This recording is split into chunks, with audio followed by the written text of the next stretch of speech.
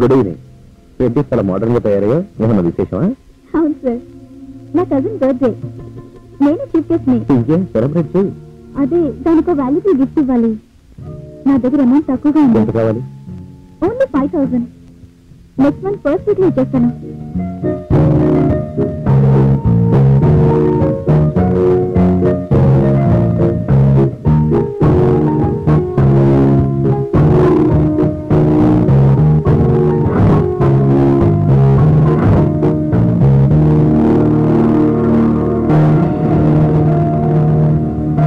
ఏంటి డబ్బులు మొహం చూసినట్టు అర్థం? అది కాదు,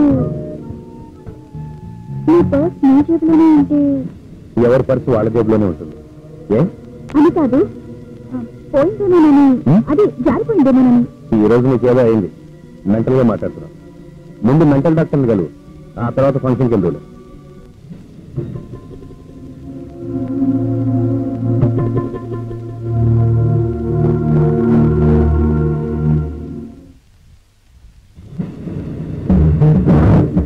అలా చేసి డౌట్ ను మేనేజ్ చేశాను.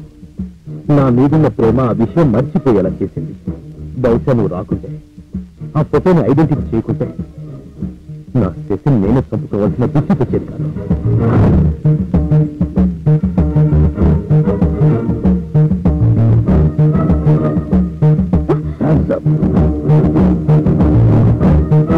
కదిలితే కాల్ చేస్తాను.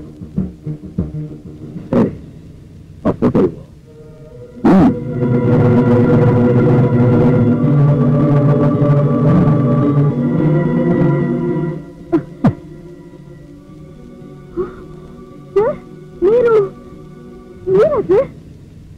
Don't confuse. ఆ కిడ్నాపర్ని, లేడీ సీరియల్ కిల్లర్ని నేనే. ఈ ఫోటో నా పర్సులో ఉంది. నువ్వు ఐడెంటిఫై చేయలేదు, అందుకే నేను వదిలేశాను.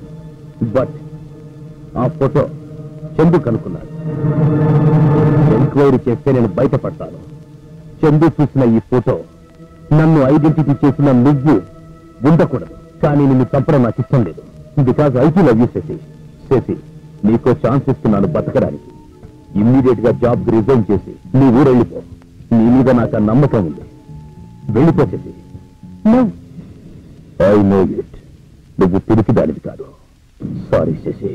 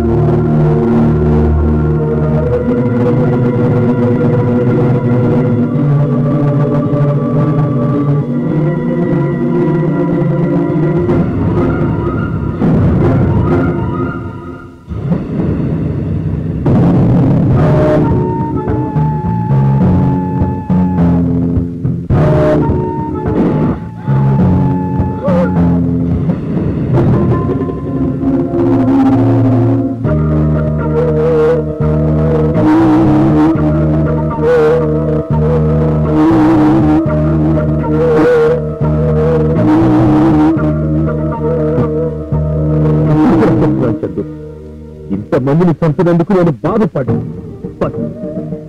నా కసి చల్లార్చుకోవడం కోసం పవిత్రమైన ఐపీఎస్ ను అడ్డం పెట్టుకున్నాను. నా ఆశయానికి విరుద్ధంగా ఏ దోషం లేని శశిని చంపాను. అందుకు తొలిసారిగా సర్వీస్ రివాల్వర్ ని వాడాను.